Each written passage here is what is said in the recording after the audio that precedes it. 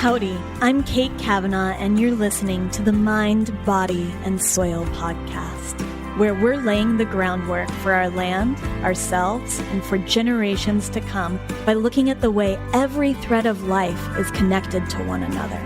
Communities above ground mirror the communities below the soil, which mirror the vast community of the cosmos. As the saying goes, as above, so below. Join me as we take a curious journey into agriculture, biology, history, spirituality, health, and so much more. I can't wait to unearth all of these incredible topics alongside you. Hello, everyone. I am Kate Kavanaugh, and I am your grateful host of the Mind, Body, and Soil podcast, where we are exploring the threads of what it means to be humans woven into this earth. And I think today's episode is actually a beautiful example of what it means to be humans woven into this earth and to find that human aspect of an ecosystem while honoring an ecosystem. Today's guest is Cole Mannix of Old Salt Co-op, and we dive right into this episode, really getting to talking some about what he is building out in Helmville, Montana, and also getting a chance to discuss something deeper. We kind of hit some beautiful points about his business at the beginning, but I strongly recommend sticking around for the totality of the episode as we really find ourselves in the deep end. And Cole has some incredibly beautiful things to say that I deeply appreciated.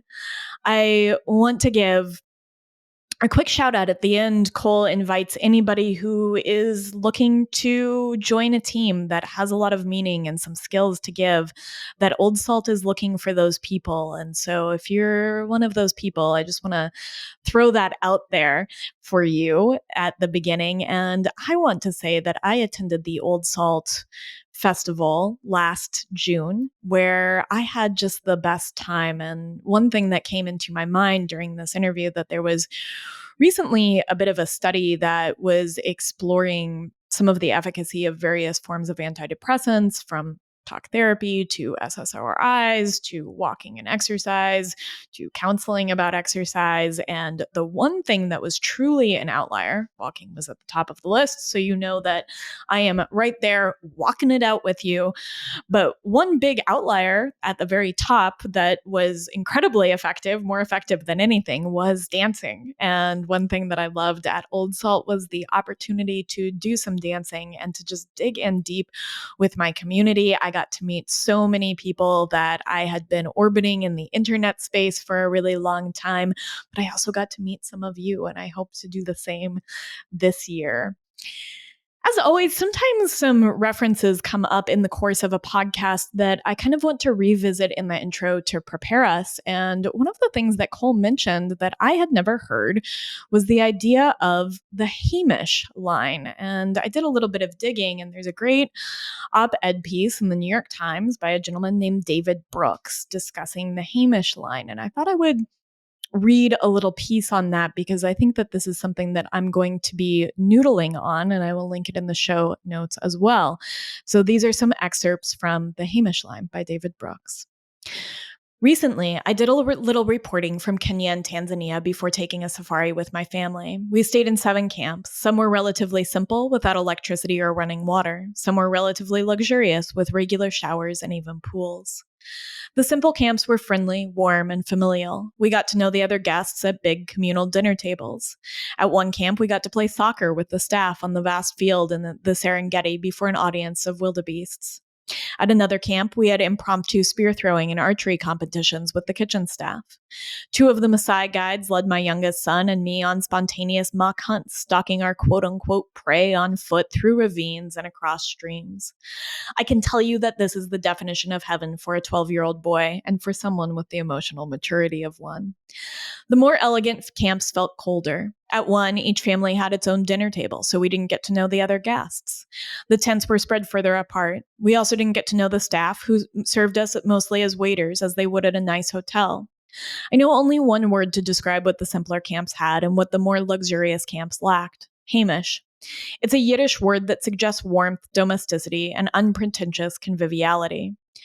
It occurred to me that when we moved from a simple camp to a more luxurious camp, we crossed an invisible Hamish line. The simpler camps had it, the more comfortable ones did not. This is a generalized phenomenon which applies to other aspects of life. Often, as we spend more on something, what we gain in privacy and elegance, we lose in spontaneous sociability.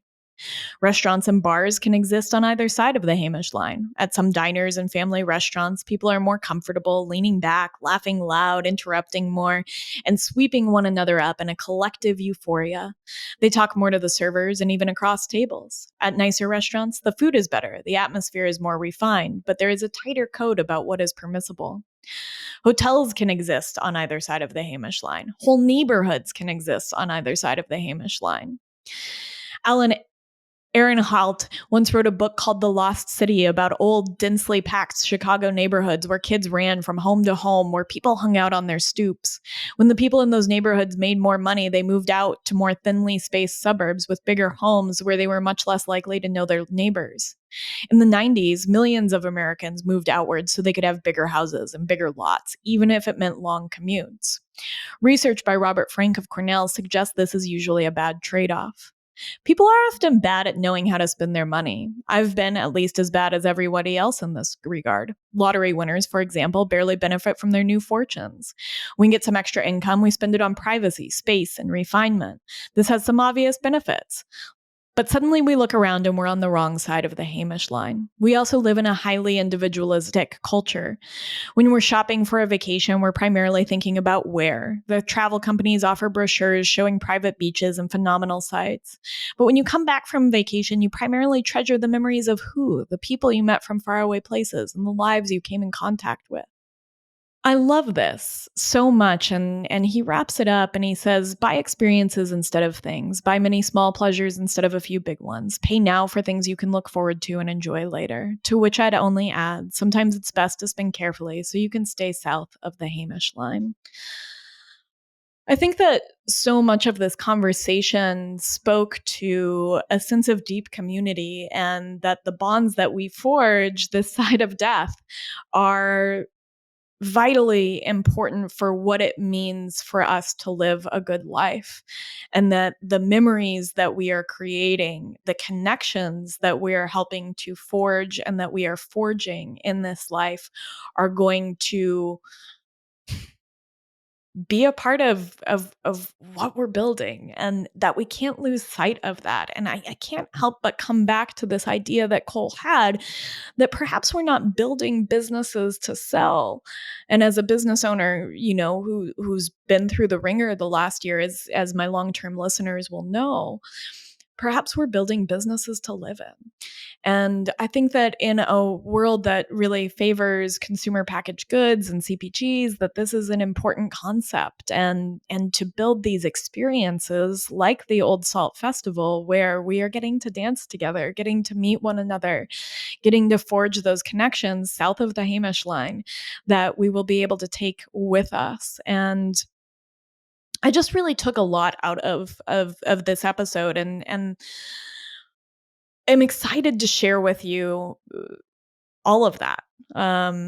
It really meant a lot to me to explore some of these connections and some of these ideas with Cole. And I think that you'll really enjoy it too. Couple of little notes before we get to Cole, just podcast notes. First of all, please come join us at Old Salt. Second of all, I want to say that this is a podcast produced by me and me alone. Do all of the editing, all of the marketing, all of the bits and bobs, and that this is the business I'm building to live in. This is the hill that I have decided to die on. These conversations, this container has become my life's work in a way that I don't think I expected it to. And your support in that would mean the world. It has been hard to run this, and another passion forward business. And so some of the best things that you can do to support my work in this are to subscribe to the podcast on whatever channel you are listening to share these episodes. 50% of podcasts are found by word of mouth. And so if this episode resonates, please share it along. If you can leave a rating and review, that helps others find the podcast, boosts it within the algorithm. And if you feel so called to subscribe to my Substack or leave a one-time tip, those are in the show notes as well. I am so appreciative of your listenership. I hope that you feel that we are building something together. And I want you to feel a sense of that in these conversations, and for the messages that you send me and the guest ideas that you send me. I love receiving them and am always happy to engage in the DMs or via email. And I'm just really grateful to be here. It's conversations like this that fill my cup. And so thank you. And without further ado, just this awesome episode with Cole Mannix of Old Salt Co-op. Ease in, however we end up easing in. Good. I think at the outset, I want to thank you. And I think that, and I was saying this before, it's really neat to do this podcast after having spent time with you and after having gone to Old Salt Festival last year. And one of the things I wanted to thank you for, and one of the things that kept coming up as I prepared this interview, was how beautifully you are weaving together community on a lot of different levels and a lot of different layers. And you did something for me that you probably aren't aware of, which you connected me to some people that have been in my community for a really long time that I had never met in person. And it was really special to get to spend time. You know, Jillian Lukuski, who her husband, Rob, has been on the podcast, and her and I have been orbiting one another for 15 years and had never met in person. And we had a chance to hug one another. And I got to meet Christy from Sing Hat and Caroline Nelson, who had been on the podcast, and we had formed this friendship. And Kate Havstad and I got to see each other, and we love that. And Ed and I got to see each other, and I love that. And so you really created a space for me to not just connect with my community, but to get a chance to meet some new community members. And Old Salt last year was truly, truly one of the highlights of my year. And so I wanted to actually thank you at the outset of this. Well, it's just my pleasure, and thank you for being a part of it. And yeah. It really was the people who came that made it. Yes. And land as a community, we're just part of it. Yes.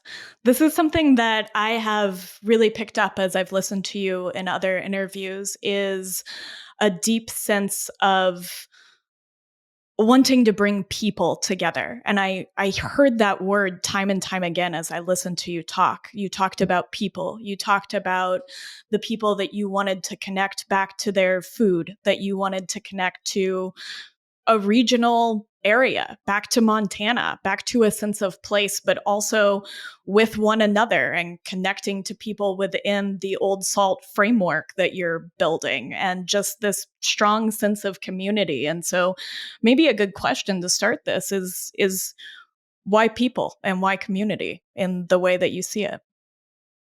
Yeah, John Kemp, in a podcast I was listening to him on, said that regenerative agriculture is about restoring relationships between microbes, plants, systems on the agricultural side. But he also pointed out that it's about restoring all the other relationships too. Yeah. And so that's the way our economy works, the way that human beings relate to each other. And I think it's the latter that's often not thought about in agriculture, because we think, okay, producers are over there and consumers are over here and there's a supply chain in the middle. But eaters, that's all of us, are in agriculture. Wendell Berry talks about that, eating is an agricultural act. And you said last year at the festival, I think from the stage, you said, this is really like about the culture and agriculture. Old Salt Festival is sort of the culture. And I remember emailing David James Duncan, who spoke and was an Mm-hmm. author at the festival last year, and I said, you know, we are thinking about using this language like land is king. We're referencing that, hey, we think that that's an old idea. It's an indigenous idea in a lot of ways. And he said, well, actually, that idea can be found across the globe, and it's one of the best ideas that we've ever had. It's one of the, and it's not even so much of an idea as just an awareness, a belief system of and a sense of being connected. And I think that's such a thing to cultivate.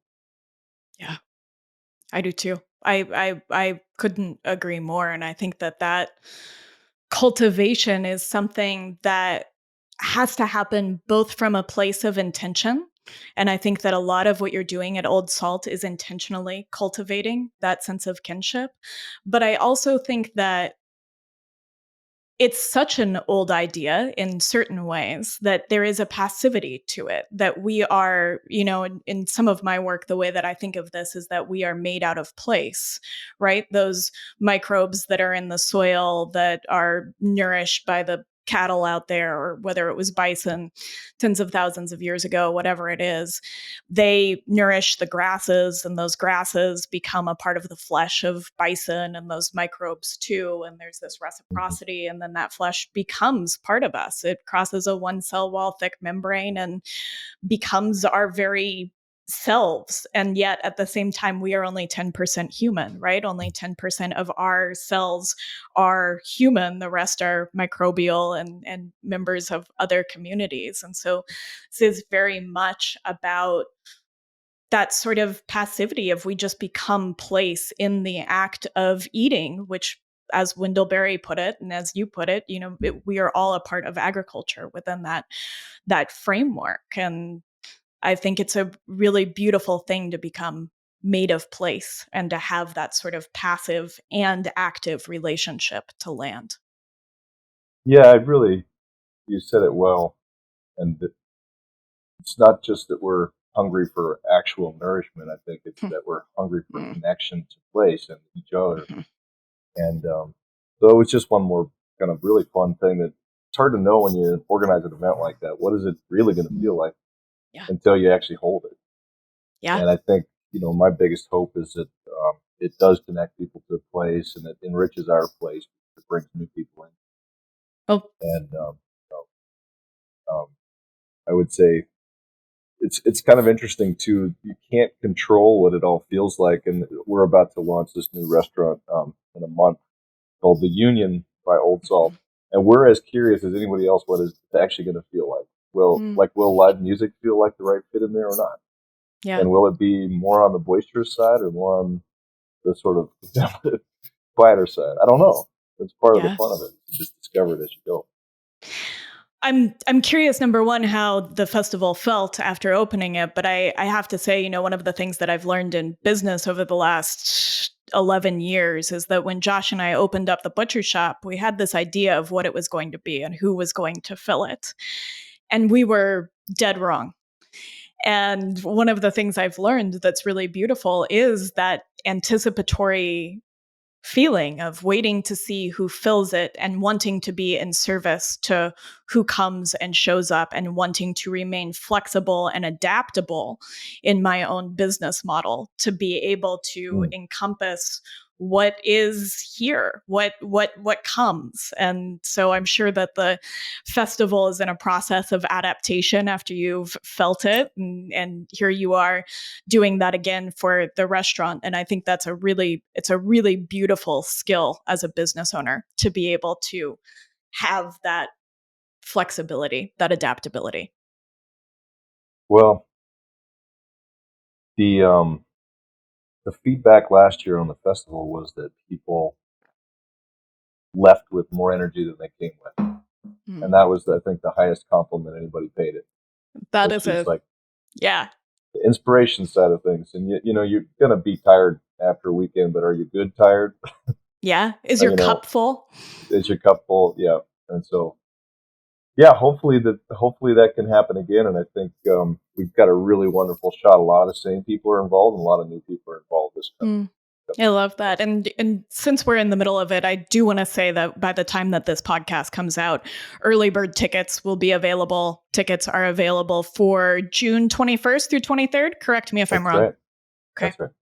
And I'm going to be there, and I can't wait. I can attest to the fact that I left with a very full cup, and a cup that ran over into other spaces the rest of the year, connections that felt really salient that I got to carry with me outside of Helmville. Mm-hmm. Yeah. Well, it's billed as a Montana celebration of land stewardship, but it's really a celebration of land stewardship that, happens to be in this Montana place. But I think what was kind of cool about last year was that I did anticipate a lot of Montana folks, but we had people from all over the place. Hawaii, North Carolina, South Carolina, Texas, Colorado, Maine, and I didn't know that you had come from New York. So New York, Yeah. And Diana Rogers came from New York. Yeah. And so, yeah, it was pretty amazing. Some people just driving by on the highway and saw for the first time there's this tent city in Helmville, Montana, where there isn't even a store. Like, what is that? So they just stopped in. That's incredible. I mean, to get drive-by traffic for something like that is a really special thing, and that really puts a lot of different people in a place together with a really special opportunity to interact at a level that it felt like putting the culture back into agriculture. And I wrote that down, that you were blending together storytelling, you were blending together music and the joy of eating, of all of these incredible makers that are also connecting back to place through their wares. And it felt like an ecosystem and a place of connection and building community, I think, in a way that some of the conferences where you feel like you're being talked to, it felt so much like being connected with instead. Well, that's one of the other best compliments I've heard. Well, it comes from my heart. Well, there's a whole bunch of random fun stuff. I mean, it's a little hard to describe quickly, but we blew an anvil 300 feet into the air, which is kind of an old ranch tradition that shall return as long as no insurance company hears that on the air. And this year, the fire will be about kind of almost tapas and bites. It will be the same aesthetic experience of whole animal cooking, but we'll have kind of more food trucks to like make people feel full at whatever time of the day. But the fire will really be about like bites to eat and like little delights. And so Eduardo and his team will be back with Montana Mex and Tournant, and I think the Woodbury Kitchen we'll have this Maryland Chesapeake Bay mashup where they bring some mussels and combine it with a little bit more Montana cuisine. I love that. Spike and Denzel. And then, like a tram that is, I don't know if you've seen that you can pedal on them and they've got an electric motor and you have a beer. And so it's going to be driving that back road where you can kind of see the valley and have a drink. Fantastic. Then, I love that. That's really innovative. I think Kate's on the path of making I always say it wrong. It's not a maze, but it's a walking circle. A labyrinth. A labyrinth, yeah. Did she tell you that this week? Yeah, she told me it a week or 10 days ago, something like that. I think that was born out of a conversation that Kate and I were having on the phone. So I'm glad to hear that, because the labyrinth was something that her and I had been talking about. Well, good job instigating that. I'm really excited. I think Don Hanato is going to come up from Texas and kind of talk about and we'll demonstrate low-stress livestock handling. Maybe have some mules there and a packing demo. Talking to a guy about an iron forging demo. We'll have a butchery demo. So it'll be fun to kind of just find ways to augment it. Yeah, I think that lends a sense of participatory. This is another word I noticed that you use a lot, and that's something I think is really important, that we are participators in our food system. And one of the things I loved about the festival was its participatory nature. Again, you're not just sitting and taking in, but you are a participant in that community and in that place for a weekend in a way that I think gives you ownership and agency, especially for Montanans that are looking to bring some old salt meat home. But I think across the board, be a participator. This brings up something that I've been thinking a lot about actually since the beginning of Western Daughters, is what it means to be a bridge in multiple different communities, and to build bridges. And I think especially the time and space that we're in, the sort of social climate that we're in, I think that this is really important work. And as I was listening to you, I noticed that you are bridging so many different things.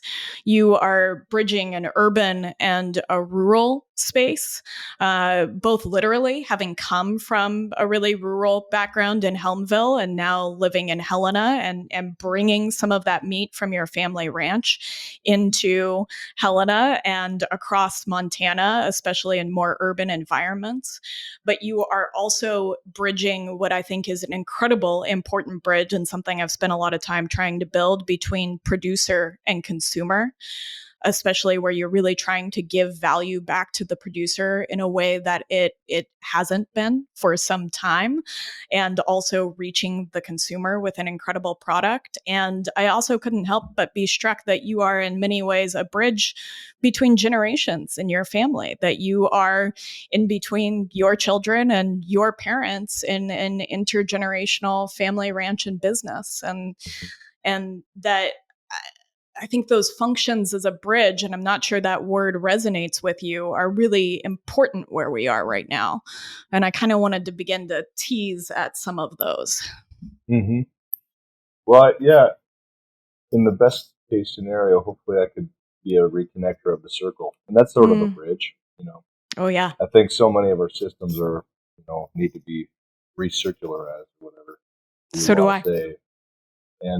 But I grew up in a really tiny but very connected community and family.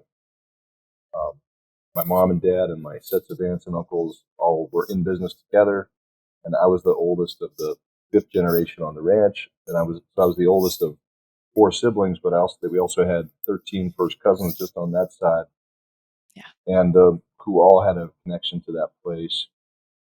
And then the community itself, even though we don't have a store, and I was for the first several years of K through 8, I had another classmate, but the last 3 years, I was the only kid in my class, and was a valedictorian at that point, and graduated, with a neighboring community, called Ovando, from 8th grade. And then, Drummond, where we went to high school about 30 miles away, was really tiny. And then for me, Helena felt like the big city, going to undergrad here. Yeah. And Boston felt like the really big city, where I went kind of continued education. But I think coming from a really intact community and a really fortunate place in terms of the family, it just made me, everything I was interested in, and it always ended up connecting back to people in Boston had questions about the West, opinions about the West. They had questions about the food system, strong opinions about it. And Montana was, even then, before Yellowstone, kind of a fascination. Yeah. And so it got me interested in what we did for a living back home in a way that I had never been so deeply interested in. And we had been encouraged. I always thought I wanted to be a rancher growing up. We were encouraged to kind of leave the ranch for at least 5 years. And I did that. And I thought that path was almost leading me away from the ranch. But what it ended up doing was just make me all the more interested in intact landscapes, wild, wide open places, a food system that actually nourishes people, a human society that could actually last. Yeah. And so it just made me want to reconnect back home. And I ultimately couldn't imagine myself living anywhere else other than Montana. So I did find my way back here, and now I'm deep in it with trying to get this old salt thing to work. I want to touch on intact some, and because I think that this is an interesting piece, and circularity has been a big theme on the podcast, and also the idea of when we break the idea of the circle. I had an interesting conversation with a gentleman named Dan Egan in terms of phosphorus and the nutrient cycle, and also with Ben Goldfarb, who wrote a book about beavers, about creating more circularity in the system. And I think that intact is such an interesting term, because I think that we are coming from a place where we have broken that circle, where we have broken that chain in so many different ways. And one of my big questions has become, what does it mean to heal it again, to bring it back to wholeness? And as far as you're concerned, and I don't know why I'm picking on all the words you use, but one of the words you use a lot in interviews is integrity. And I love the word integrity because the opposite is to disintegrate. And so for me, the word integrity means to bring back to a sense of wholeness, a sense of intactness. Mm-hmm. And I think that's a big question mark on my mind right now, is how do we do that? How do we heal that circle? It's such a good question. It's hard to answer it quickly or to even start to talk about it quickly. But you're right. I mean, it's just about a corpse and a living body look almost the same, and they have the same parts. But the one is still a whole living thing, and it's kind of hard to put your finger on really what makes the difference. Yeah. I think we can try to latch on to any given piece of what it would mean to have a better food system. And they're all important. But if you latch on to any given thing in isolation, you end up with something that doesn't work by itself. Obviously, like that's not super complex to say that, but I've deceivingly complex. It's deceivingly complex because we love to isolate things in the way that we live today. Yeah, I think so many people want to just say, hey, give me a better product where I usually shop, and give me a label that shows me it's a better product and gives me trust, and allow me to continue basically living the way I am used to, and allow me to not have to change, and I will buy your better product. And that will allow me to feel a little bit better about my purchase. Maybe I'll spend a little bit more, but that's as deep as the relationship goes. But the remaking of a food system and regenerative agriculture becoming more resilient it's got to be essentially a transformation of the whole. And we've got to rebuild our relationships with our neighbors, other people, and in my case, thinking about ranchers and farmer customers, we've got to start doing business together again so we know something about each other. Yes. And it's I'm sort of doing business with somebody if I ship it to Korea, but I'm not going to have the same context as if I can sell to somebody who lives in Bozeman or even lives in Coeur d'Alene or Spokane from me. These urban markets that do have some familiarity with the landscapes near me, and many of them care what the future of those landscapes look like. And it's not as if I think that the farmer's market is the only way to sell product. Not at all. I'm really interested in agriculture of the middle. I'm really interested in a scale where instead of 100 processing plants, maybe you got 1,000, and there's more of them. They're smaller. If one set breaks, there's redundancy. But it's also just because smaller companies have better relationships with their employees. They have the opportunity to be a community. And the same thing I think is true of a group of customers. If at a certain scale, things just really can retain intimacy. And it's really hard to say where the line is, but you kind of know when you cross it. Yeah. Where I can't remember who used to use the word Hamish line, but there was some, there's a difference between going into a restaurant that feels like a cafeteria and a restaurant that feels like it's cozy and there's a personality to it.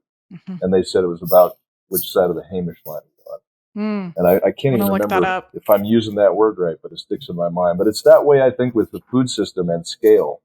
And I am just so used to, at this point, I know a lot of farmers and ranchers who are excellent stewards of the land. But they have basically no way in the existing markets that have been developed. They've got no way to connect with people who give a damn about that stewardship. Yeah. Because those people may say that they want to see soil health and riparian areas that are thriving, fisheries, etc., wolves and grizzly bears, but they basically have the same prioritization of convenience in the way that they purchase. Yes. And I think they sort of feel like they're waiting for producers to get better. Producers are and basically we all have to get better. And the thing really doesn't work unless you got everybody changing the system at once. And the buyers really do have a ton of power. Yes. And so I don't need to go convince every wholesaler in the country to carry my product, but I'd love to convince 5,000 individual families to buy meat with integrity from Old Salt.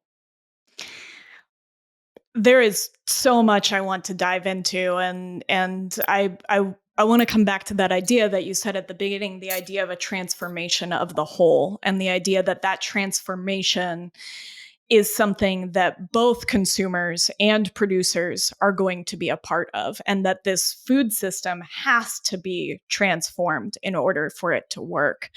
There's a lot of pieces that I want to touch on, but I really want to touch on what it would mean to feed 5,000 people. And this is something that I sat down with Josh this morning and talked about the number 5,000. I heard you, whether it was on Anthony's podcast or Ed's podcast, talk about feeding, 5,000 Montanan families Old Salt meat. And I know that at Western Daughters, we've talked a lot about what a small number that is and what a big number that is, both, right? That it ostensibly feels relatively small, relatively doable, and yet it is a big number, especially, and I heard you say that less than 2% of Montanans are eating meat that is raised in Montana. And I think that is that right? Almost. It's less than 2% of the meat that is eaten in Montana, regardless of who it's eaten by, actually came from here and was processed here. Yeah. Okay. So I have that a little flip-flopped. Yeah. And I think that this is so important because I think that statistic is pretty true across the board. Any state that you go to, that's going to be about where that's sitting. And what it means to feed 5,000 families, to connect with and build that relationship that is allowing a system to transform and to simultaneously build, and I love this, I wrote this down, an agriculture of the middle, where you have some vertical integration that is producer owned and giving value back to producers where it hasn't been for a long time, is both something that feels achievable and something that is not easy to achieve. And I think it takes a lot of bravery, and it takes some big dreams to do it. And so I do want to touch on what is both big and small. There seems like a lot of biblical themes that show up in my stuff, because the feeding of the 5,000 or salt of the earth, or you have a master's in theology. You didn't mention this, and an undergrad in biology and philosophy, which I think plays well into a lot of a lot of this. Well, I'll start on just kind of a real practical level, which was that for about 17 years, my own family's ranch, which is a cow-calf operation in the Blackfoot Valley of western Montana. There's maybe 1,200 mother cows at any given time, a few hundred finishing animals, some replacements, sometimes some yearlings that we bring in just to graze in the summertime, extra grass. And then we have maybe a band of sheep from the first day in July through the first day in September that graze weeds. And they're not ours. We don't own them, but they come in and we kind of get the benefit of weed control, and the folks that own them get the benefit of to pre-grass. And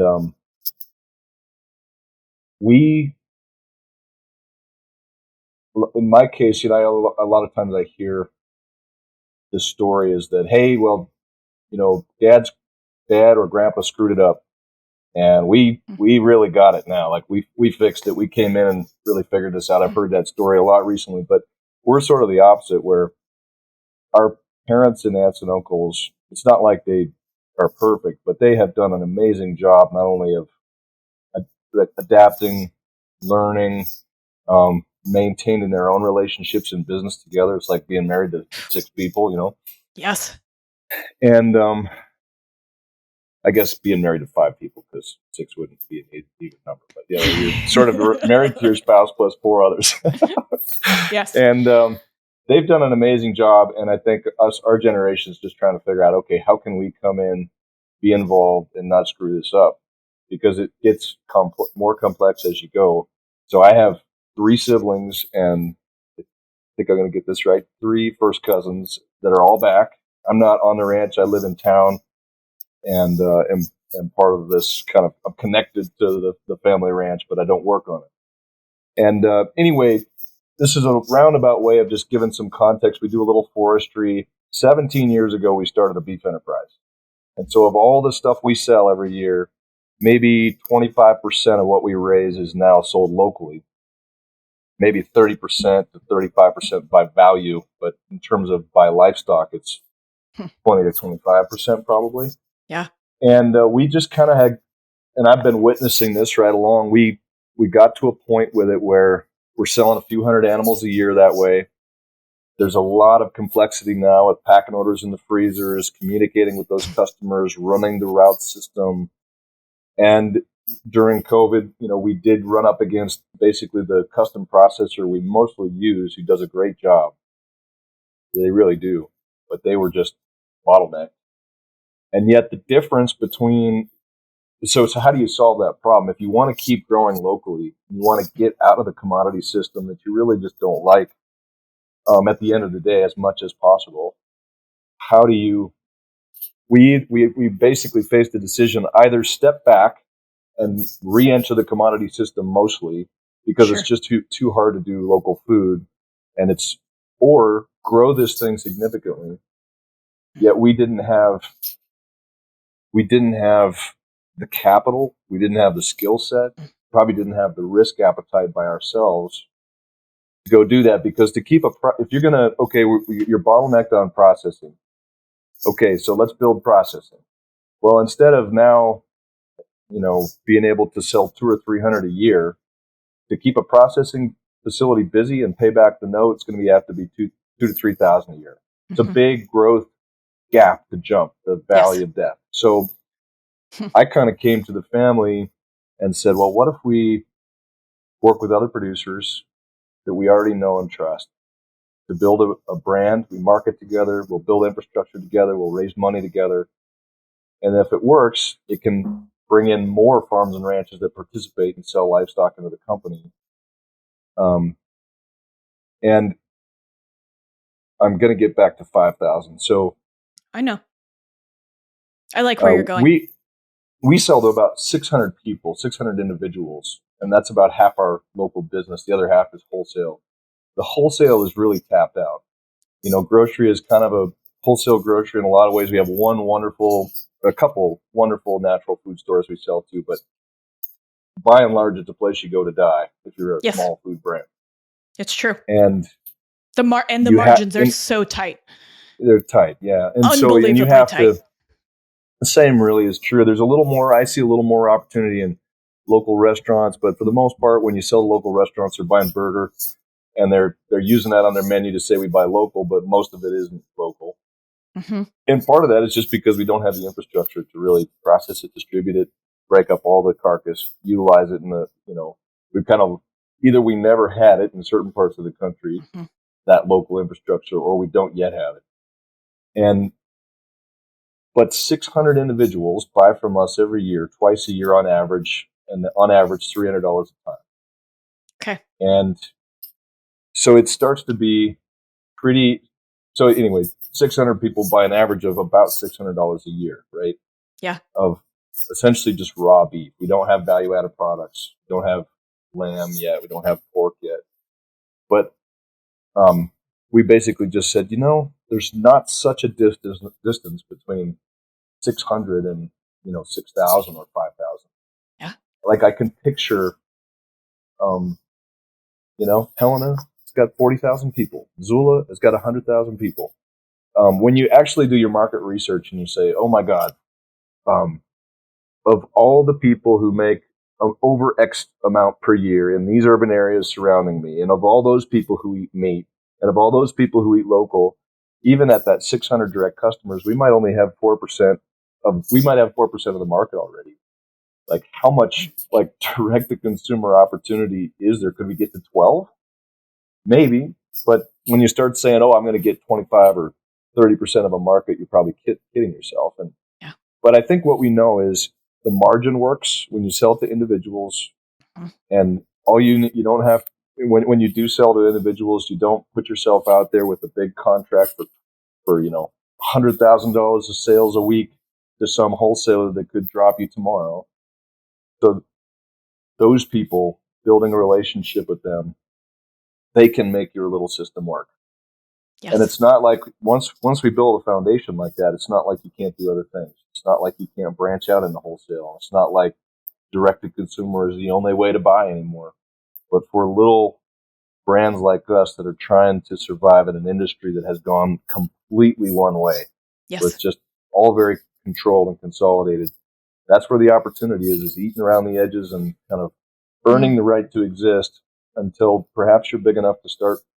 Not as if we aspire to be huge, but you're just big enough to say, yeah, okay, I could do a 10 head a week restaurant wholesale contract with a distributor. Yeah. I think that was a really beautiful walkthrough of what it takes. And I think that one of the things I know that we've struggled with in sort of educating people or talking about the story of what it is that we do at Western Daughters is a lot of talking about this transformation of the system that we are trying to facilitate. And that also involves talking about what the other side of that is and the sort of complete vertical integration of the commodity, conventional, consolidated meat industry and what it would mean to build an alternative to that can really thrive and flourish. And that so much of that is about direct to consumer because it returns value back to the producer. And I think when you're looking at, I think the average is about 2.4% margins across agriculture, which means a lot of people are operating in the red.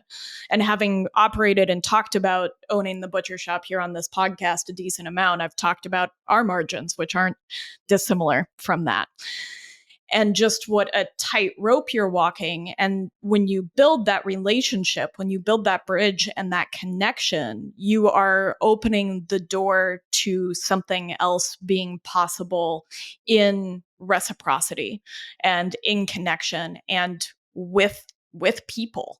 And I think that that's a really big piece of this too, is that this is with people, and this gives people a sense of agency and a sense of that connection that they might be seeking. Mm-hmm. I think that agency is so critical, is feeling like, despite all the trends and the major challenges of making a difference, like you make a difference if you can find a kind of what is the smallest viable number? What is that kind of minimum viable product? Yeah. Lowest and common. You start to realize, there's 10 people in this room that really resonate with each other and that are willing to sacrifice, and they share a vision of what health and like a better community looks like. And it's not so hard for us to go convince 20 and then 50 and then 100. And if you can wrap your head around it, you could really have something to work for and to hope for. It's not just the direct-to-consumer model, because like lots of companies have direct-to-consumer models, and they like the idea of skipping the middleman and having a bigger margin. But in this case, like one of the ways Old Salt's trying to be particularly different is that there's a whole bunch of niche meat companies out there that they have a lot of incentive to just go buy the livestock for the best price they can. Yeah. And I see, $2.80, $2.90, $3 per hot carcass weight prices for beef at a time when if you're going to be competitive with the commodity alternative, you're going to have to be $3.50, $3.60. And so I don't really want to encourage producers to sell $3 a hot carcass weight beef to third-party brands where they're losing money compared to their commodity alternative. Yeah. What I want to see is some ranchers who can, first of all, get a price that is at least as good as their best commodity alternative. Yes. And in this market, in my mind, on a grass-finished beef coming out of the West, it's $3.50, $3.60. It's so funny. I'm trying to translate really quickly. I deal mostly in cold carcass weights, and so I'm trying to do some quick math, and I'm about there. This isn't perfect, right? I mean, yeah. But it's, you kind of get the general area. Like I think 340 to 360. If you're not doing any of the marketing, you're not paying for processing. You're just selling an animal, and you're trying to say, okay, I could have sold that animal before I finished it as a yearling or as a calf. And so, what do I have to make as a margin on that animal to be competitive with what I otherwise would have done? Yeah. And then, in addition to paying enough up front, I think the producer needs to have a bigger share of the food dollar. Yes. And so the way Old Salt was set up with its vertically integrated enterprises, if our restaurants are profitable, if the processing facility is profitable, and once our investors are paid back, who brought all the capital to make this happen, the producers, we're actually an LLC, but we built ourselves like a co-op in the way our operating agreement works. And so after the investors are paid back, the producers can take half of all of the profits generated by all the enterprises and receive it back according to how many livestock did they market through the company compared to how many overall livestock did we buy from members. Mm-hmm. And if we have one thing that's unique about us, I think that might be the most unique. Yes. Cooperatives attempt to do that, but a cooperative was going to be a little bit too stale and inflexible of a structure to manage restaurants together with manufacturing, together with events like a festival, together with an e-commerce brand. So we kind of had to get creative in building an LLC operating agreement that could function and provide patronage like a cooperative does. I think that this is beautiful. And I think when we're talking about transforming a food system, we have to come up with different business models. And I'm curious how you even arrived at that, because I do think that we need a different way of doing business on a lot of different fronts, and also a different way of capitalizing and funding businesses in non-traditional ways. I know that for us, traditional lending has not been an option. And so there's kind of these parallel paths that we have to build businesses that are structured different and that put a lot of emphasis on producer. And we also have to forge funding paths that are not the traditional path. Mm-hmm. Yeah, I mean, that theme is just constantly repeated. It's probably in any industry that's trying to have a bit of a revolution. Yeah. Steward Lending is our main bank. They've been tremendous in giving us a sense of confidence that this could actually work and we could get the financing to stand this thing up. And they're not our only lender, but were our first, and likely we wouldn't have got a first without them. It's one of those, you need money to make money. You need an investor to get investors. You need somebody to take that first vote of confidence. They were a real risk partner in a way that I've never seen a bank be a risk partner. So it's almost like an oxymoron to think of a bank partner. Yeah, that is. And that's actually really, you have all the risk, but Steward was a risk partner, and they provided a lot more than just underwriting. They provided business support when we needed to find a grant writer, or when we needed to think about, hey, we need to augment our team, or we found that they helped us find a great group called Kitchen Table Consultants, who's really been helping us significantly recently. So anyways, Steward was one of these unconventional things that I think is necessary for the system to change. And I think our business model itself is one of our innovations I remember, in between when I thought I was going to be a Jesuit priest and when I kind of came into the meat industry, I guess, I went to work for a group called Western Landowners Alliance. And the organization worked on things like communications, peer-to-peer learning, and policy. And so I wound up thinking a lot about economic incentives and how the Endangered Species Act and the Farm Bill and state wildlife migration policy affects your ability to manage intact landscapes profitably. Because when you have private land involved, it has to be profitable or it doesn't last. Yeah. And so I just thought about incentives a lot. And for me, building the operating agreement for Old Salt Co-op was really about trying to make sure that the incentives were aligned correctly. If Old Salt works, it will ultimately put more money back to the stewardship of land. And we also built a path for some of the workers to become owners and have governance over time. And I think we built a path to treat investors fairly in exchange for their risk without making them the drivers of the company. We wanted to make sure that it was the users of the business that ultimately controlled its destiny. And so it was like, okay, well, we don't want to sell. We're not trying to build a brand to flip. We're trying to build a brand to live in. Our exit strategy is a good death. Yeah. Wow. Okay. You don't want to build a brand to flip. You want to build a brand to live in. I have all of these questions about risk and longevity too. You know, you've said a couple of different things in terms of knowing where that line is when you've gotten too big, and about wanting to have a good death, you know, wanting to build a brand to live in, and about risk, which I think a lot about risk these days, because actually with Western daughters being 11 years old, it's decreased my risk tolerance. Josh feels a little bit differently. He still has a little bit of a stomach for it. I don't, because it's been such a hard run.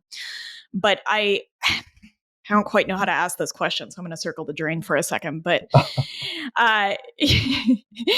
one of the things that I thought a lot about as I was listening to you talk is that being a part of an intergenerational operation, in my mind, you know, as someone who's not a part of something like that, it must change your view of both history and the future. That you are this bridge, and you can see it between what your parents have done, which you said, you know, all of you have a positive view of that in a time where you hear a lot that, oh, you know, parents left me with this mess or whatever it is. And imagining what this brand might live in someday for your kids, for your nephews, for your nieces, and how that changes, and if that changes your mindset for you, just because you do have this connection that I think not everybody has. And in my imagination, that changes a little bit what risk means. It changes a little bit what integrity means and what it means to build something not to sell in a time where that is all we do. We build CPGs so that we can sell them to, you know, the big brands. This is about integrity. This is about intactness and wholeness for a community, for a family, for a landscape, and private land as well as public land. So I know that was a lot of words. I'm hoping maybe you can pull something out of it. Well, in a lot of ways, it's like, so we've been in this little valley. My family has since the 1860s on my grandma's side, 1880s on my dad's side, and I think being somewhere for a long time like that and wanting to still be there in 100 years from now, it does change your perspective. In a lot of ways, it also helps you understand how much we're short timers. Like we've hardly been in here for any time. Yeah. There are a lot of other people in that valley for a lot longer than we've been, and so we value, you know, time in a place, and I think that does matter. But you also see how short it is. We have this woman who collected some petrified wood on our place. She's a geologist, A few years ago, she dropped off the wood that she had collected back to us, and she had labeled it all like 20 million year old red oak and elm, which, we don't have that stuff No, in the no, Blackbird, right? It's like, no. okay, we got lodgepole and ponderosa pine and Yep. Doug fir, but that's amazing to have right on that same landscape and realize just how brief our time is. Yeah. And but your question was really about risk, and I think in some ways, I think the family is really conservative, and anybody been in a place long enough, you careful because new things are risky, but you also know that adaptation is required. So you always have to have your feelers out there for where is adaptation and change needed to be embraced. And I really think my grandma and grandpa were particularly good about being open to new things. They often were careful about new things. But I remember there's kind of a back to land movement where a bunch of New York and New Jersey people showed up in the Blackfoot Valley. And they were the first ones to hire a fellow who showed up at the door with hair down to his butt and no shirt on and bibs, soccer player. And he now still lives on the ranch.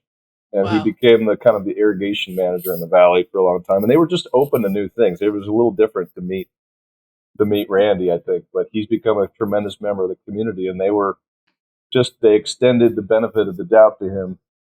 They had a generous in theology that said it's a generous hermeneutic of interpretation, and they were open to new things, and I think that extended to their kids.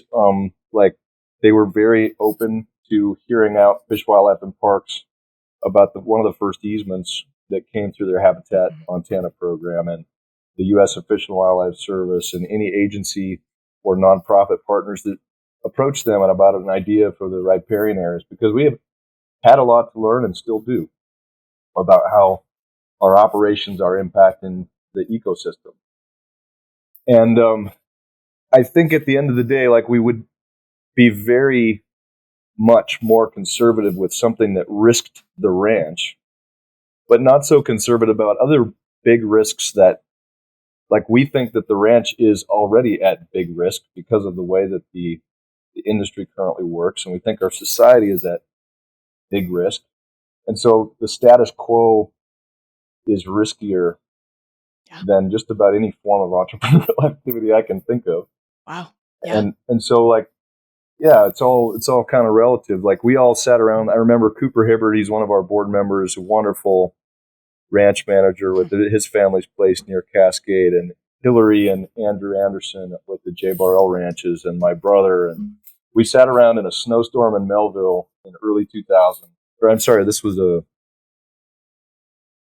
what I meant to say was like early 2020, right before, I guess it was right during COVID. It was 2000, fall of 2020. Yeah, that would have been, And we just said, hey, our business model of selling calves and yearlings is not probably good. And it's not like our ranches, but this industry is probably not going to be viable in 20 years. So are we cool with that? We'd already, I think each one of us had been part of failed efforts to build a different kind of meat company. Yeah. And the Hibbards and the Mannixes had been part of the same one that I actually was the director of operations for back in 2012 to 2014. And that failed. So we had fallen hard. It was sort of the Mannix, for our family, it was sort of our attempt to participate in a larger brand that could scale a little bit more and eventually control its processing. And it wasn't our own family brand, but it was a third brand that we worked with, and it failed, and it fell hard on its face. And then the Andersons had been a part of another failed local meat company brand, and some hard lessons learned. And this one is no easier this time around. I think I don't want to paint like this story as like something I have figured out. We are struggling really hard. I make $0 an hour. My wife supports us. She is the reason why I can even take this risk. But I really see it as like absolutely a necessity. I am willing to die on this hill and hopefully live on it. but you have to kind of be willing to decide what you're going to give your life to. And I finally have found a place where this is kind of where I want to live or die. And it doesn't mean that I know exactly what I'm going to be doing 10 years from now, but I want this to work so bad and I'm willing to give up everything. And it's really freeing to find, what that is for you. The first thing I was the kind of person that wanted to keep all my options open. And, this menu of all these possibilities. And maybe your background speaks to generalism in a way that I get. I would love to just sit and play the banjo all day. And I could envision a version of my life where I thought the world was going great and I could just do that. And I actually think people are changing the world and playing the banjo too. So that's maybe just not my talent. But I guess my point is, the first most freeing decision I made was I want to be in Montana. All my roots were here. I couldn't imagine moving away and not being with Grandma Darlene through her, and the rest of my family. But she's sort of the symbol of it. And she's still with us. She's my last remaining grandparent. And then the second most freeing decision I made was to get married to Eileen.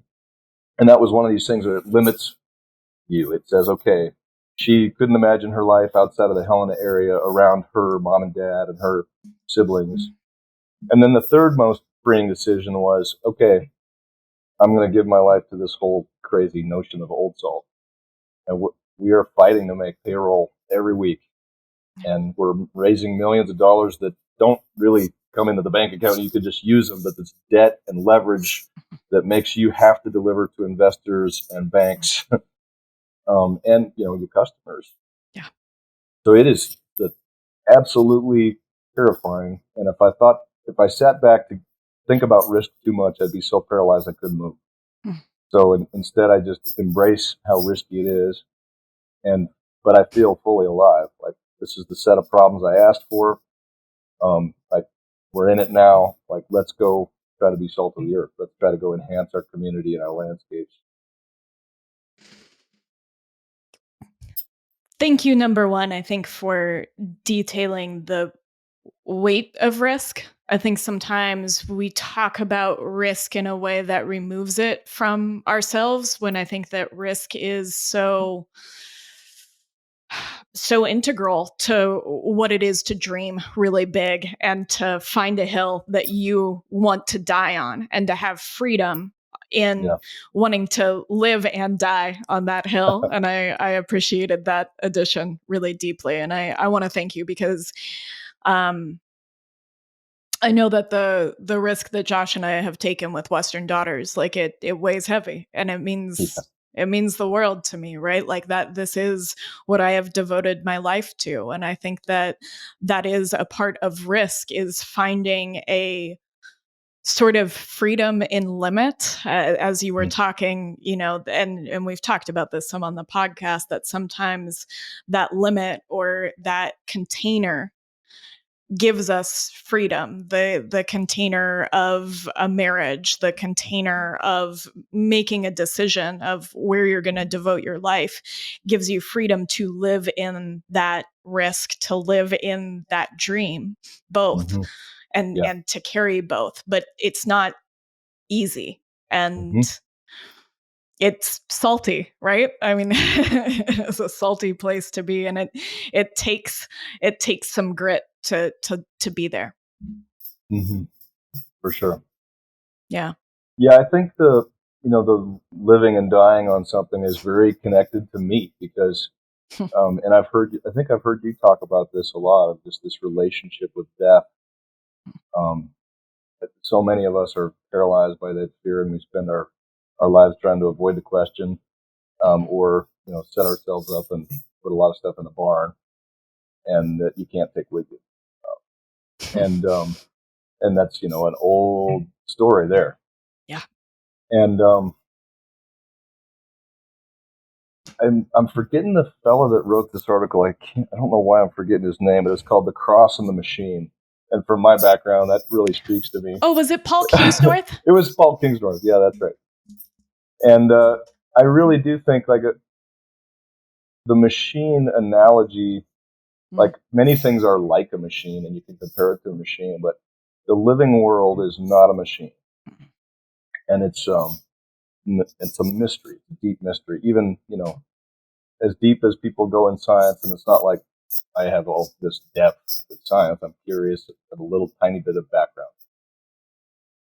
But at the end of it, there's so many questions that science isn't qualified to answer. You can't, at a certain point, you can't go back and answer the question of why is there something rather than nothing. And the very fact that life exists and there's suffering, and a lot of people lead a lot for the extent to which there is extreme suffering leads a lot of people to despair. And I've not experienced those depths of suffering, probably like a lot of people. I certainly have experienced suffering. We all do. But I'm not searching for a world where suffering doesn't exist. I don't think that's real. No. But I'm searching for a world where suffering is redeemed because it's part of something beautiful. And there is no agricultural system I know of, or natural system, that doesn't have death in it. But there are some systems that have death that it's not a beautiful death. It's if you think of the way chickens are raised, or a lot of hogs, there's no beauty in that. And again, it's a little bit like this question of like, what's a big enough scale? Where do you cross the Hamish line? What is egg of the middle? But it's sort of like, it when you see it, when you've crossed the line into something that isn't beautiful. And I can see the most vibrant farm or ranch in the country has plenty of death, but that death is creating more life, and it goes back to support more life. And there's beauty in the life that the thing had before it died. And I just think about that for there's so many legitimate concerns out there and amongst our customers that did the animal live a good life? And there's and I think those are all really important, but a good life still involves death, and it involves risk. And I don't think, I'm maybe just being a little too abstract here, but nope, not for this podcast. We're does abstract. Money, yeah, but does money and do would I like to make $100,000 a year or more? Yeah, but me too. There's diminishing returns after a certain amount of wealth for the quality of their life. And so I don't think the goal of creating a business is to become financially secure necessarily. I think financially things have to work, and they have to give a good enough support to each part of the system to allow it to continue and to reinvest in itself. And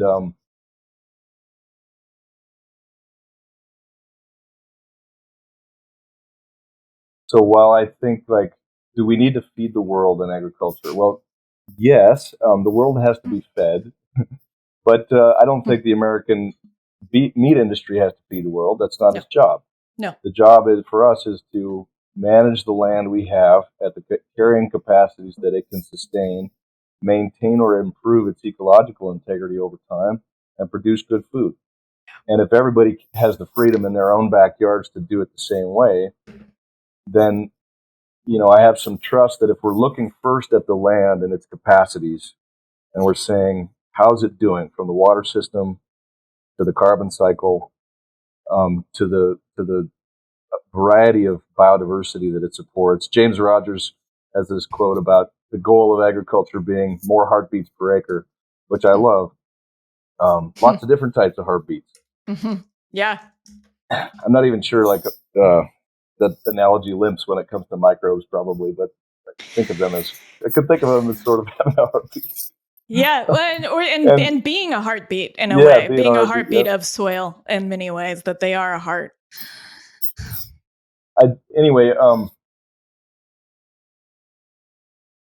So yes, we have to be productive, and yes, all the people in the system have to make money, enough to support themselves. But there's ultimately you get back into the realm of what is a good life, and philosophy and theology, and what makes people happy and what makes systems work, to say that money isn't the only thing. There's a lot of things that have to work. And as much as I want money and stability, I'd be willing to trade a lot of that for time and mental bandwidth and relationships, connection, right? Yeah, absolutely. And so you've got to optimize those things.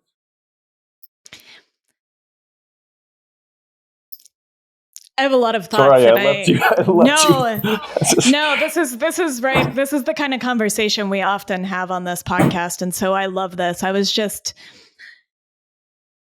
I've been thinking a lot about death, and I've been thinking a lot about this idea of circularity. And I've been wondering if, that conversation that I had with Dan Egan about phosphorus, there was this idea of like, what would it take to resolder that circle? And I've been asking myself that question a lot the last couple of months. And one of the things I've been musing about is whether or not it's our relationship with death.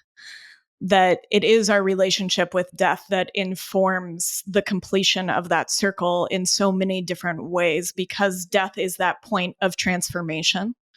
That the difference between a live body and a corpse is honestly a transformation into decay, into all the microbes that outnumber our own cells 10 to 1, beginning to take over and proliferate in their capacity, beginning to give back the minerals and nutrients that I've come to think of as us borrowing from deep time. We talked about those 20 million year old fossils. And I think in many ways, when you look at the nutrient cycle, we're borrowing, some of the minerals that make up our body from these deep time cycles. And we go back into that cycle for those nutrients of life to be used again.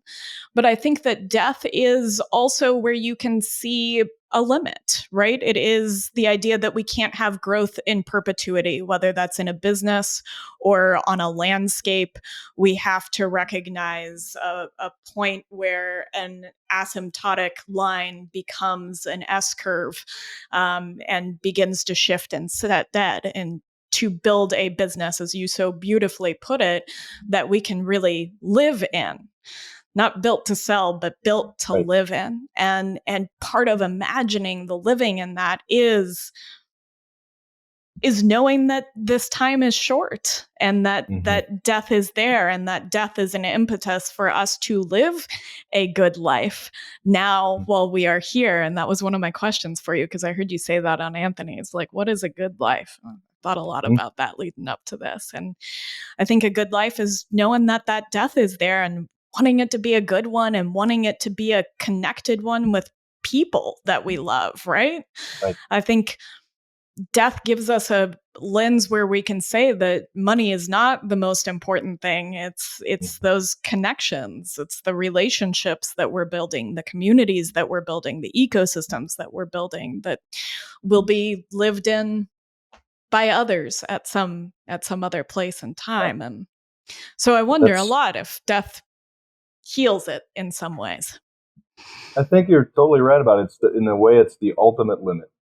And if you're going to say, okay, well, I'm not going to live forever, and therefore my possibilities are my opportunities are intrinsically limited, then it says, okay, then what are the other smaller limits? Like I mentioned earlier, deciding to be in Montana, deciding to get married to a certain person, deciding to, do a certain kind of work. Those are smaller limits that give you some freedom in the context of the ultimate limit to say, okay, what will it mean to live the richest life I can? Yeah. And to feel that, when I die, hopefully I could have contributed to fertility. Not just my decaying body, but hopefully your life and your impact. Yeah. And that seems to be that sense of leaving a legacy. I think that's a different way of saying it, one I don't like as much. But you think about the Greeks wanting to, like, their name to be preserved throughout and I'm not so interested in like the name being preserved, but I do think it goes back to that same desire to become part of fertility rather than to have detracted from it or to degrade it. Yeah. To be a taker. My Uncle Brent always talks about being a giver. Are you a giver or are you a taker? Well, we're always both. We all take. we take so much from, I think about, so I'm rambling here a little bit, but I think the difference between the kind of agriculture that I think we have and the kind of agriculture that I hope for is the difference between a canal and a stream. They both deliver water, and you could say that a canal delivers it more efficiently in some ways. It has a more singular purpose. But the inefficiencies of a stream, all the bends and the dips and the rocks and the logs, creates the opportunity for life. Life exists in inefficiency. And love is inefficient. Like, you think of the most inefficient process you could ever imagine for me is raising children. And we have 2 little boys. It is really inefficient. And you can't, Dad always said that, like, with things, efficiency; with people, inefficiency. It's intrinsically inefficient to communicate well, to maintain a relationship. But when you decide, okay, I'm just going to go ahead and like lean into that inefficiency, it's the most rewarding thing in the world, and it actually is what allows life to exist. The patient living with inefficiency, and it just you think of all the riparian area habitat and all of the wet spots that are maintained longer into the dry summer and fall by the activity of beavers, and it's really about spreading out, the things that provide life, and providing all these little pockets of inefficiencies for things to make a home in. Yeah. Good community is probably a really inefficient one, but it's one that's connected and spends a lot of time with each other, communicates heavily. You really understand its interdependence. So in a lot of ways, I want an inefficient agricultural system. Yeah. And one of the things I was going to say, because I think that's a beautiful metaphor for building a business. And I think that any of us that hope to learn anything from an ecosystem, and I'm always learning from the one I'm in, right? Like it teaches me something every day, is about how we live the rest of our lives. And I think that the word efficiency, I love everything that you said, but I think it depends on what you see as efficiency. And I think that through the lens of the last 150 years of creating something that's more reduced, that is more linear, that is more singular in purpose and in mission, just that bottom line, just that terminology of efficiency works counter to what it is to build a complex ecosystem of thriving members, land, people, businesses, producers, consumers, families, communities, regions, that it could never touch. And I think that when we get into looking at something through a more context-oriented, holistic lens, it is about seeing that the efficiency is in the inefficiency, and it is in those spaces that you build for people to flourish. And I just think that's fantastic in so many different levels. Yeah, and I don't mean to be too cute about it. And I know, once you get a business, you have to be able to deliver a product at a good enough price that people can attain it. Yeah. It needs to be accessible, and you don't want people to be paying for wasted time. No. Or laziness, and nope. And so, I'm deep in trying to get more efficient about how we allocate responsibilities across the country, the company, trying to build tools that make us sharper about where our labor dollars are going, really understanding how to allocate our overhead, making sure we understand what our cost of goods sold are. And we are constantly in search of, despite the fact that I kind of despise technology in a lot of ways, we depend on it. Yes. You have to figure out good ways to use it. Yes. And I think just rejecting it entirely probably doesn't allow you to make the impact that you hope to see in the world. And yet embracing it wholesale as if it's God, I think, is also a problem. I think your grandparents probably had a good lens to look at that through, where you're conservative, you're careful around new things, but you're also open to them. I think that is a good tack to take with technology. And I agree completely that, we work to build a lot of efficiencies at Western Daughters so that it can function more as an ecosystem, more short connectivities, because it's hard to run a business, because it is such slim margins. There has to be efficiency built in, but this is, again, coming back to that holistic context, that you're trying to build something that works, that is sustainable, that can last, that you can live in, that can support you.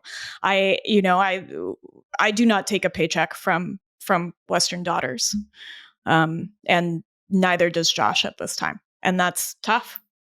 And so you want to build something that is supportive of you and of other people and a community and an ecosystem and soil. Absolutely. So drive it home. One thing I do want to touch on, at least briefly, before we wrap up, and I know we're coming close on time here, at least quickly, is the USDA processing, because I think that puts death back in the equation in a really specific way. And one thing I want to say, at least before we get off, is that you've said a lot that you want to do for meat what microbreweries did for beer. And I think that one of the interesting things about processing in particular is that we don't champion it in the same way. You would never wear a hat from your local processor, and as a consumer, I would, in the same way that you would from a microbrewery. And I think actually connecting death back into that system is incredibly important, and having access to how you process that meat, especially as people that want to see more whole animal utilization enter the marketplace, is yet another place where transformation can happen. Yeah. I go back and forth between, I follow a guy named Farmstead Meatsmith, or the channel is called Farmstead Meatsmith. And I think there's a lot that is poetic and beautiful about, what they do. And I think they might be in Oklahoma or somewhere. They were in the Pacific Northwest, and now they're down there. And it's very much like one animal at a time, 100% carcass utilization, cultivating the skills of self-reliance. And yet, what I have to balance that with is that if I want to see our family's ranch continue, and if and I don't see a version of the world where we are all homesteaders. I've spent too much time in the Bay Area to see what life looks like there. Too much time, not like I've spent a ton of time, but I've been, in New York and Boston, and I just part of this kind of medium scale of agriculture.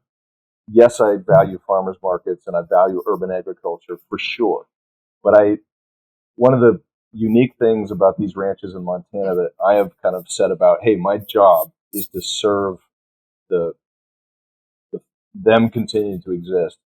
And one of the cool things about these 4 ranches together, they probably manage 400,000 acres of private and public land. And they're not wealthy because of agriculture at all. Like, if they just sold the land, they would be wealthy. But like I said, we're looking for a business to live in rather than one to flip. And so if we're going to maintain those intact ecosystems, and part of them being like one operation at some scale is grizzly bears are expanding their range because they've got these connected landscapes, and wolves are expanding their range, and migratory birds have a home. And so maintaining those large landscapes means the ability to sell a few thousand livestock a year. And if I want to do that, I'm going to have a USDA facility, because basically those are the rules that have been set up for us. And I wish that food safety law was different than it is, right? In so many ways, you could build a very safe meat processing facility for a third of what it is going yeah. to cost us as we're, building these plants. And yet it is Oh what yeah. it is. So it's the mountain I think we have to climb if we want to see this agriculture of the middle. And, that takes the kind of recovery of a lot of skill sets that across the country, the skill set of breaking down an animal and utilizing the carcass. But it really takes skill sets of a plant administrator who can work with labeling compliance and HACCP plans, and that can really build a good relationship with the regulators. And it takes a traceability system, and it takes financial expertise and acumen to manage the grant and the loan side, and to manage the investors and the whole flow of money that fuels it. And then you have to make damn sure that if you build that facility, which anybody can plan a facility and get it built, but then keeping it busy is processing is, yes, very consolidated in our country, but just as consolidated as distribution, just as consolidated as the retail environment it's sold in. And so we've got to, at the end of the day, processing won't help us unless we can really gain access to a market, the people who will buy from us. And that's why the customer has so much power to fuel this, to decide that this is the kind of agriculture that they want to fuel, and to put their daily resources of eating into it. Like, we need the customer's help. And part of the microbrewery thing, we wanted to do what microbreweries have done in the beer world is just that at the end of the day, local food is about community. It's about relationship. It's about connecting with each other. It's about something sexier than frozen meat in a cooler at a farmer's market. It's about a place. It's about places. Like, and so that's kind of why, we've waded into the restaurant world and have one of our own and another one launching at the end of the month, and a festival. There's places where people come together, customers with producers, with everybody in the middle of that supply circle. And I think during COVID, the federal government came out with a lot of low interest loans and grants to fund processing across the country. And I'm delighted to see that. But in a lot of ways, it was a very partial response to what is a very systemic problem. And so I wish we would have had the foresight, let's say, to spend half as much on processing infrastructure, but to provide funds for schools and institutions to be able to actually buy the product that is the product of these processing facilities. And because otherwise, if these small processors that all being built or augmented across the country, there will be a lot of used equipment facilities on the market in a few short years if they aren't able to really gain market access. And I wouldn't say that the landscape for brands that move meat products has become easier since COVID. I mean, in some cases, COVID gave it a shot in the arm and kind of woke some folks up. They realize that things are fragile and they don't want it to be fragile.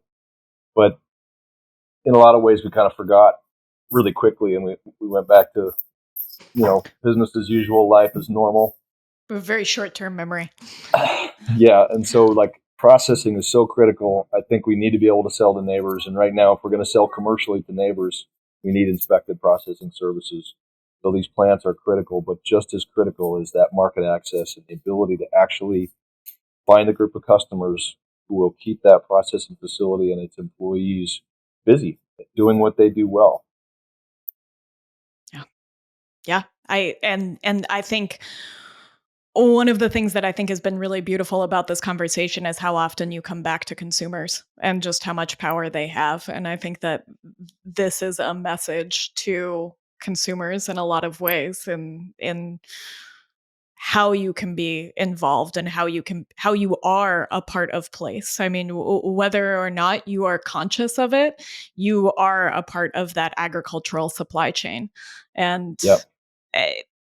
That moment that you realize that you can be a part of this transformation, I think, is a really big one. And that is about finding those places, those restaurants, those festivals, those farmers and ranchers whose hands you shake, and Yeah. digging in a little bit. Yeah, I think that's right. I think of there's a group in the hunting world called Backcountry Hunters and Anglers, and there's a brand called Meat Eater, and a couple of the things that they've done so well is that they've helped people wherever they live understand, like, there's a way to participate in public lands. Mm-hmm. You can refine your skills as a hunter. You can refine your cooking skills of the products that of the animals that you might harvest. You can get to know, you can, learn how to use maps, and you can go explore the landscape and, like, go engage in this incredible network of public lands we have across the West. And I think agriculture is harder to engage people in and help them feel ownership in, because it's private land. Mm-hmm. And it's just not like they can just go, if you want to be in agriculture yourself as a producer, you can find ways to do that.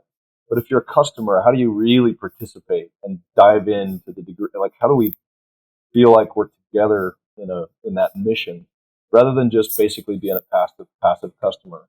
Yeah. Because I don't really want the customer that just says, "Look, I'm looking for a better product," and that's kind of the extent of my interest. I want customers to find a place or a set of places that they get to know over time, and they invest in those places through the products that come from those places. Because places are not just land, they are people and economies and main streets and rural communities. And so if you decide to become part of that place through its products, you also need some other ways to engage too. And that's kind of what the restaurants and the festival are trying to do with Old Salt, is like, what are the ways that we can show that we are a real place rather than just some product online? And I really am hoping to engage, like, customers who give just as big a damn as I do about, a world that we'll be proud to share with our kids. And that, having, we don't live by bread alone, right? We need to feel meaning in our work and in our impact, and what our resources go towards, our time and our money and all of our resources. So I really hope that we can engage customers in this mission, that all of us being part of agriculture, to create a more beautiful agriculture. Like we were talking about, eat good meat and be salt of the earth when it comes to the meat side of things. And land is kin, we talk a lot about, and that just means, hey, we're all part of the land. And if we're going to restore land, it means not just restoring, soil and water, but it was restoring our relationships with each other and the way we do commerce together. Yeah. And I guess one of the things, I know we're wrapping up here, Kate, one of the things I wanted to just say to the audience is, like, it really takes a lot of people who give a damn. And so beyond the customers, if there's people who are listening out there they've got skills in data and operations, or in marketing, or in butchery, or on the culinary side, and they want to engage with, like, a brand that, like, really cares about this stuff and is helping to augment, hopefully, its place, find us, oldsaltcoop.com, shoot us a message, or ping us on Instagram or social media, because we're definitely looking to build our team on the marketing and the sales side, and on the butchery side, and on the culinary side. And it's not, there's really cool things happening across the country. But if Montana seems like an interesting place to be to you, come find us, because we need all the help we can get. I love that. And I'll include a note in my intro too, for those that don't make it to the end, that little shout out was there, because I think that this is really important. And I think that being a part of something like this is a way of giving meaning. We're not just what was the exact phrase that you used? We're not just here to bread. It's not. We don't live by bread alone. We don't live by bread alone. Thank you. You gave me a couple of nuggets today that I really, really deeply appreciated. I think of Viktor Frankl, Man's Search for Meaning. Yep. Okay. Yeah. I think that's a beautiful way to wrap it up. I had this kind of question. You said something about, you do such a good job of, and you said something on Anthony's podcast about engaging tradition in a thoughtful way. And I think that you do that. And I think that you are building bridges to all of these different places, and building a system that gives back and that gives meaning. And I'm really appreciative of this interview, actually. You find me in a funny place in business. I know that you and I have talked about Western Daughters, and this was really inspiring for me to dig in a little bit. And I want to thank you for giving that to me and giving me that dose of community that you gave me this summer that I can't wait to experience again this summer. And just there's a lot of wisdom in this podcast that I'm really grateful for. And so thank you, because I think one of my questions was to ask you, what is a good life? And I think, though you're welcome to expound on it, I think that you touched on that multiple times in a lot of really beautiful ways. Well, I don't think there's one good one-liner for that. No, but there never could be. I'm really grateful to just be part of the conversation with you, and thank you for creating a space where it feels really natural to talk about all these things. Oh. That's not easy to do. So Thanks for your stewardship of the conversation. Thank you. That means a lot to me, because this is a big piece of what I want to build to live in. So I appreciate you saying that. And I can't wait to come back out this summer and see you and see everybody. And hopefully for those that are listening, see some of you too. And I'll have links to the festival in the show notes and to Old Salt. Is there any place else that you want people to find you? We'll have Instagram links, website links. I think that's just right. Yeah, oldsaltfestival.com will take you right to the festival page. And like you said, when this podcast airs, the early bird tickets will be live. And oldsaltcoop.com is our main website. That's where you can find our meets or our eating establishments or our podcasts that we've done with the ranchers about the restoration efforts that they're doing, whether it's a stream or a grazing or a kind of a grazing setup, or whether it's wildlife, like kind of how do you manage livestock amidst large carnivores, and all those kind of questions. So that's where you can find us, and I'm just grateful for the time today, Kate. Cool. Thank you so much. I'll see you this summer. See you this summer. Great. Thank you so much for listening to this episode of the Mind, Body, and Soil podcast. If what you found resonated with you, may I ask that you share it with your friends or leave us a rating and review wherever you listen to podcasts? This act of reciprocity helps others find Mind, Body, and Soil. If you're looking for more, you can find us at groundworkcollective.com and at Kate_Kavanaugh, that's KATE_KAVANAUGH on Instagram. I would like to give a very special thank you to China and Seth Kent of the band All Right, All Right for the clips from their beautiful song Over the Edge from their album The Crucible. You can find them at All Right, All Right on Instagram and wherever you listen to music.